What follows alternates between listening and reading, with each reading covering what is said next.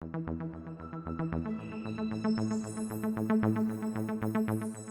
do we help? How do we make it different? How do we work to solve this problem?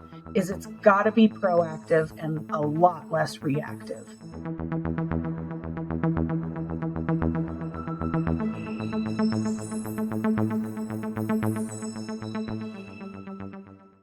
Hey everyone, and welcome to another episode of The Missions That Made Them. I am your host, Jason Verdelli. This isn't just a podcast, but rather it's a movement. It's a movement designed to make the world a better place by bringing more awareness to the great work of the people and organizations making a difference, and more importantly, how you can help. We live in a world today surrounded by a narrative in the media that focuses in on negativity and draws attention to the problems, but not the solutions. Our guests represent the solutions, not the problems. And with that, I am super excited today to have on our guest, Erin Ivey with SpeakUp ReachOut.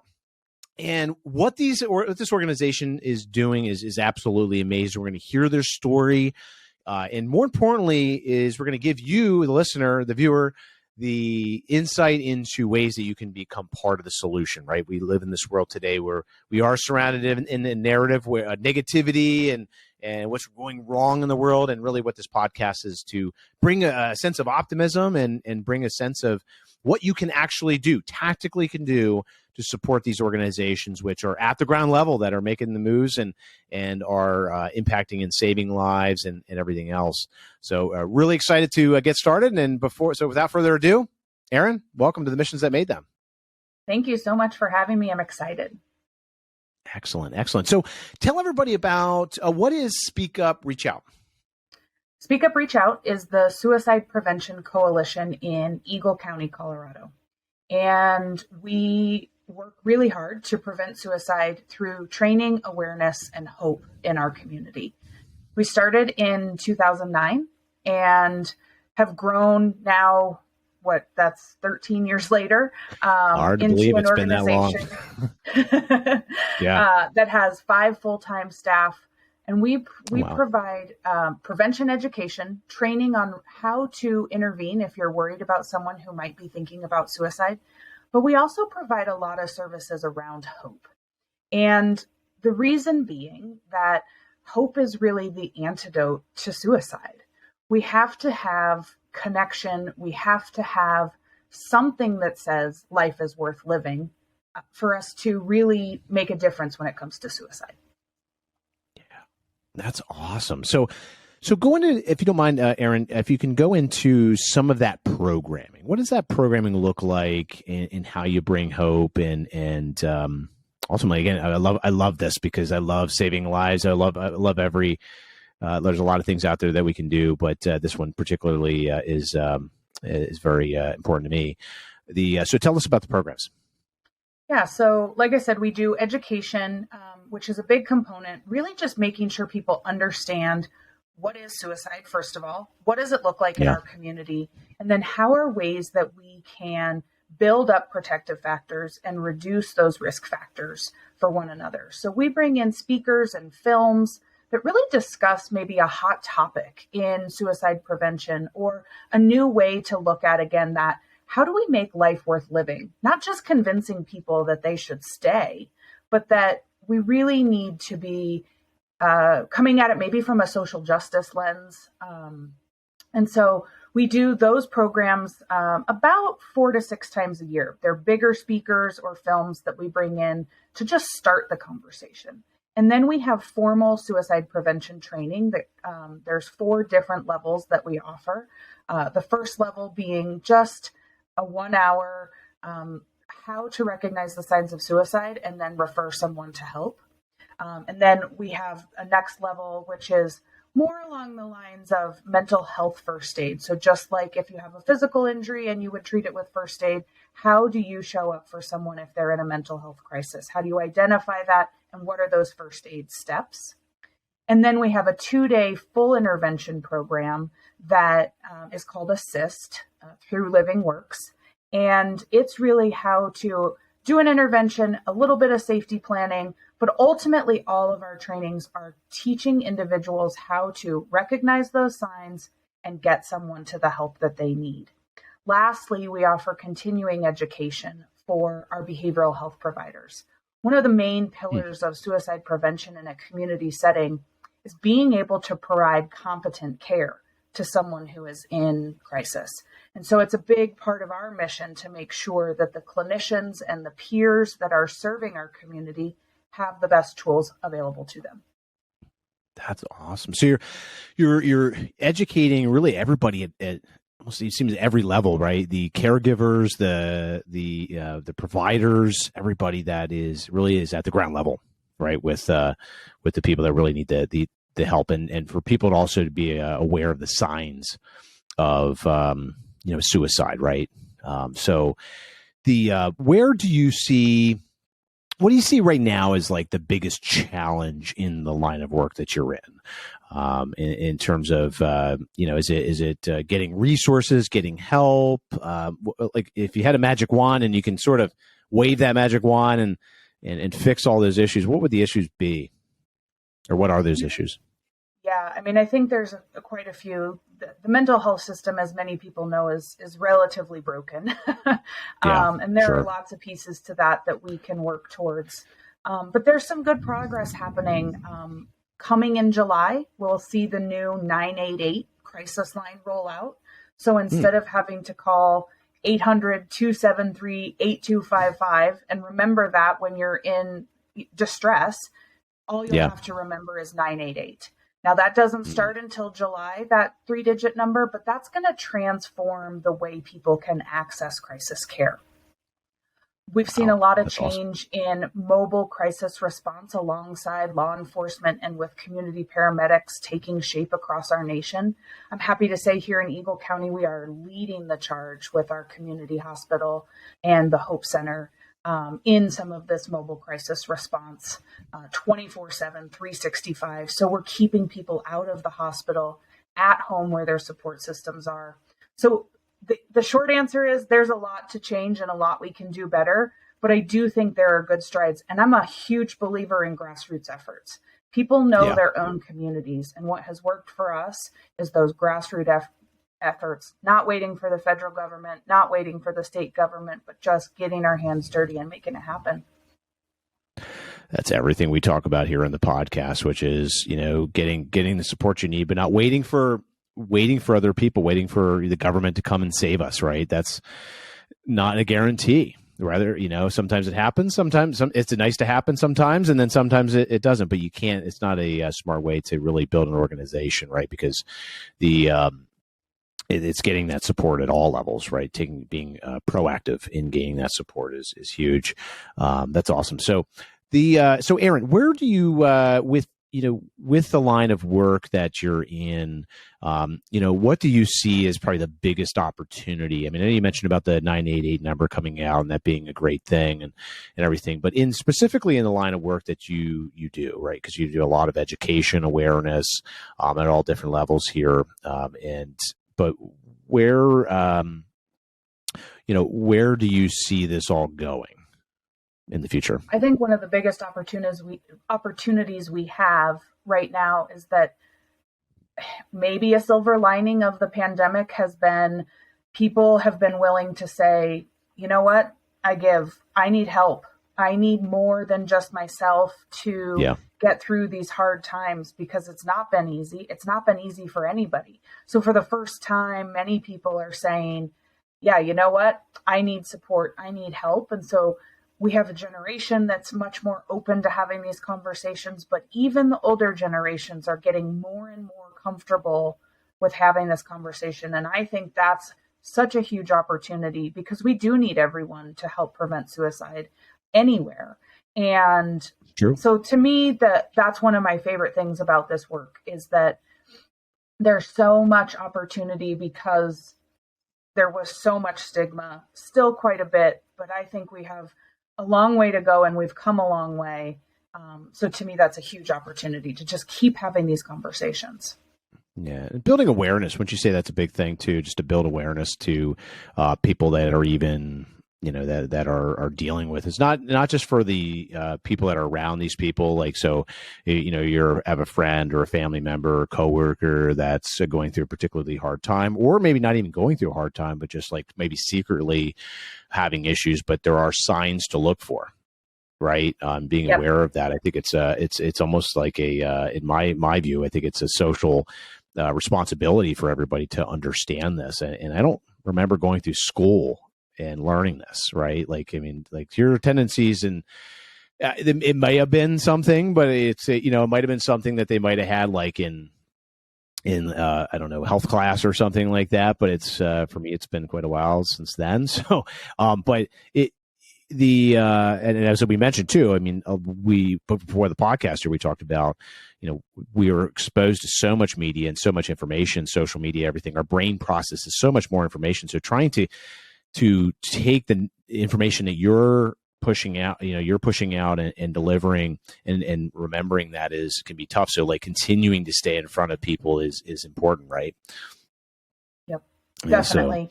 And what people don't know, they can't help with. So just like CPR, the more people who know CPR, the more likely they're going to be able to help, or an individual will get help if they're in cardiac arrest. Same thing with suicide prevention training. The more eyes we have on the community, the more people we have paying attention to that this is out there, the better off our communities are going to be. Yeah. Well, and that's part of that's really the solution, right? Is how do you bring more awareness to this, right? How do we get this word out? And so how do you, Aaron, how do you get the, in terms of maybe your outreach, how do your outreach efforts, how do they work? Yeah. So we use a lot of social media to share information. But we do a lot of specific outreach to businesses. We do work within the schools, so that right now we work really hard to get all of our 5th through 12th grade students 1 hour of suicide prevention each year, and it builds on itself each year.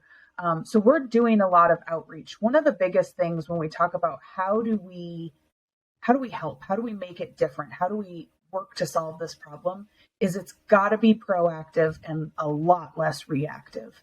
Unfortunately, most people don't want to get involved in suicide prevention until they've lost a loved one. And that is so hard because we need to be looking at it up front. Workplaces need to be looking at it before they lose an employee. We want to be making sure that it's not because we've lost a student, but that there are students struggling that we know need to have these conversations. So that to me is a big, like, hey, let's get proactive about this and stop being so reactive. Yeah, I agree 100%. And it's at all levels, right? The schools, the clinicians, the even people that are out there that might be showing signs, tendencies of that, right? What they're searching on the web, or what they're being exposed to, maybe what they're even posting out on social media. So even educating people about, hey, if you see your friends posting this or that, this might be a sign, right? Some people are vocal about it. Some people are more like they're publishing it. They're publishing those signs. Some people are going to be quiet. So that's definitely something that's extremely important. And I see it as, again, a social responsibility for everybody, because, we were going to save lives by building awareness, right? So, through the work that you do is obviously goes into the prevention of that and what to do and everything else. But the first sign is just understanding where that education exists, is and how these, really, I say responsible entities are, where they need to get involved, right? The schools, the clinicians, everybody else who really is seeing, especially the clinicians too, and you're seeing people at a very intimate level, and maybe can start to ask some additional questions outside of, how are you feeling today, or what's your energy level like, or whatever they ask. I mean, I think they ask other questions than that, but so cool. Aaron, one other question here. What I was just curious, what drew you to the organization and creating what you've done, and ultimately what's your path? What drew you into this line of work too? Yeah. So unfortunately, just like I was saying, for me, I got involved in this work after losing my best friend Luke to suicide in 2007. A couple years later, I was able to find, really just because of a newspaper ad, SpeakUp ReachOut. And that time I just became a volunteer. That was about 2012.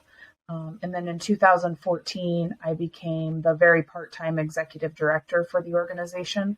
But for me, the why is really behind that day I found out that Luke had died.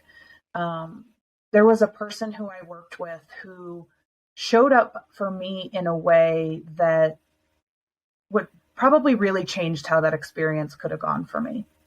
She had lost a friend in a similar situation to suicide.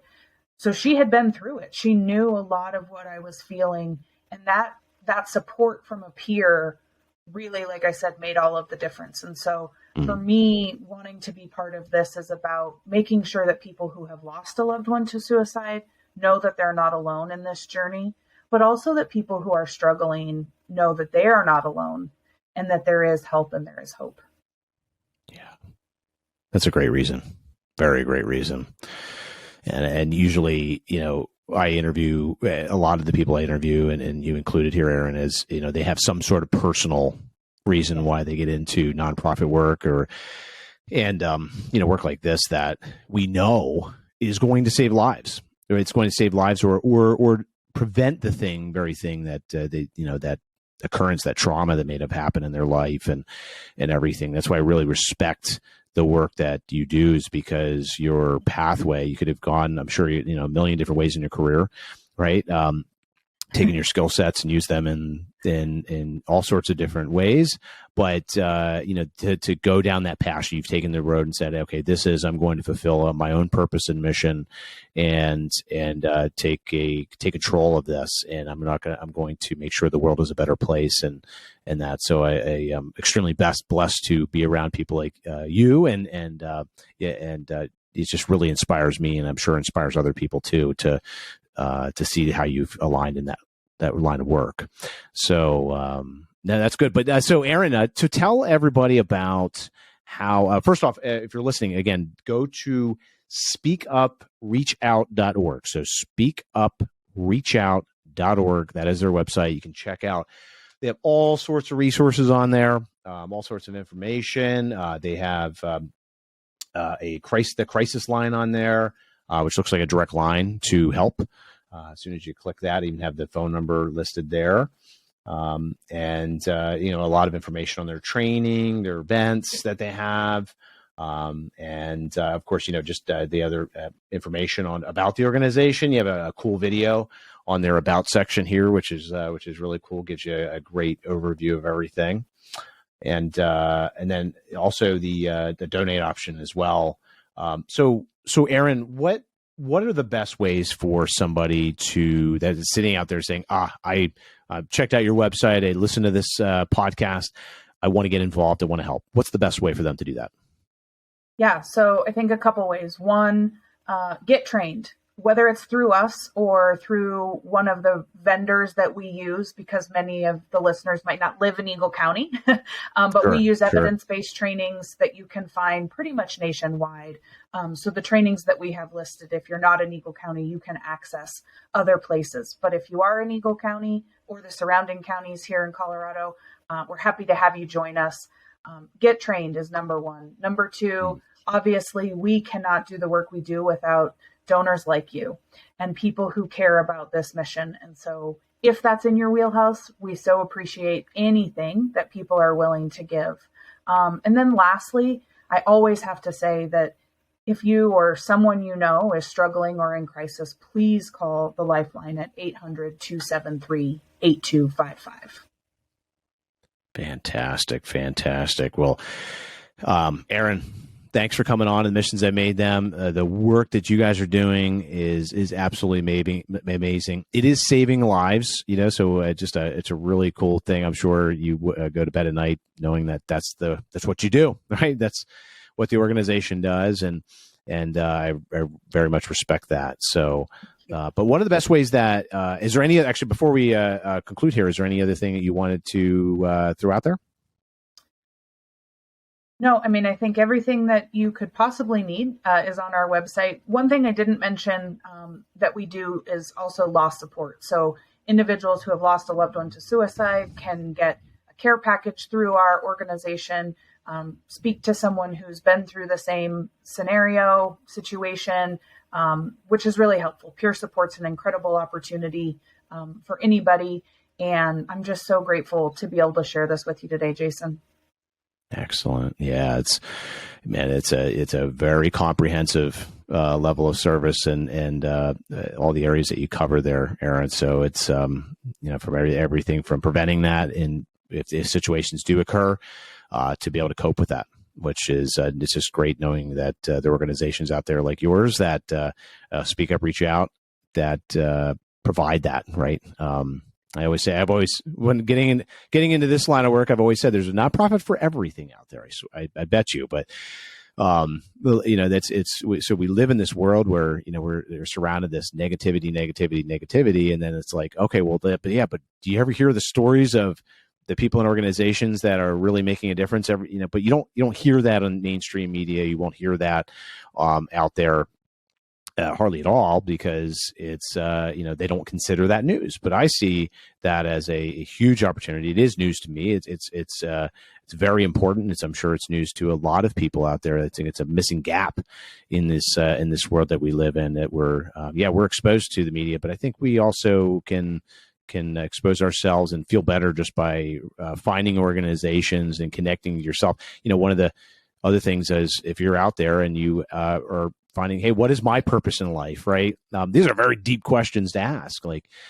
So find an organization, right? Get involved with SpeakUp ReachOut. I mean, do you want to save lives? Is that a big part of your purpose? A lot of people, I'm sure that is. So if you're wondering, okay, I have a job, I have a 9 to 5, and when do I have time to do this? Or I don't have the resources. I don't have the time to start up a nonprofit, and everything. It's like, well, you don't have to. Sometimes you can take there's no better feeling than taking, your hard-earned money, your work, and your knowledge, and getting involved in an organization, whether it's financially, if you can do that, great. If not, then, get involved by volunteering or becoming, maybe if you're part of a school board or something like that, to make them aware about the organization such as SpeakUp ReachOut. And then finally, even if you're not involved in any of that, but you want to bring a sense of purpose right now, is just to hit share on this video. So hit the share button wherever this is at. As Aaron had mentioned, I mean, that's the biggest thing, is just to build awareness and get everybody involved. So if you believe in saving lives, then share this video. And also be sure to subscribe to the Missions That Made Them, and make sure you smack the bell if you're on YouTube here to make sure you get the new episodes that we do. But that's a key way to get involved and to give, right? It's by sharing that word. Your social net, believe it or not, your social network is something of value. It's just as good as a donation in some cases, because now you're exposing it to other people that either might give financially or might give their time or their resources.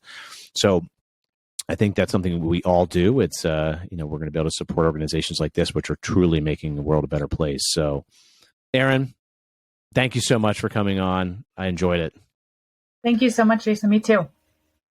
Excellent. And for those of you out there, thanks for watching, and have a great rest of the day.